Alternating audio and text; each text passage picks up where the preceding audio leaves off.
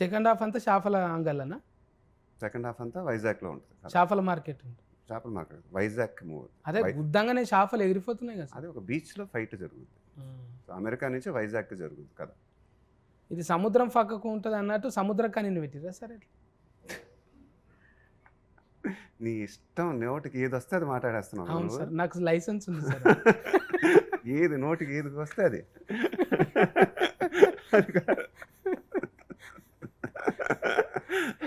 తప్పు ఉంటే సాసి ఒకటి గుండు మీద కొట్టినా ఏం తప్పులేదు సార్. కాదు అసలు. మీరు టచ్ అవ్వటమే కావాలి మాకు అంతే.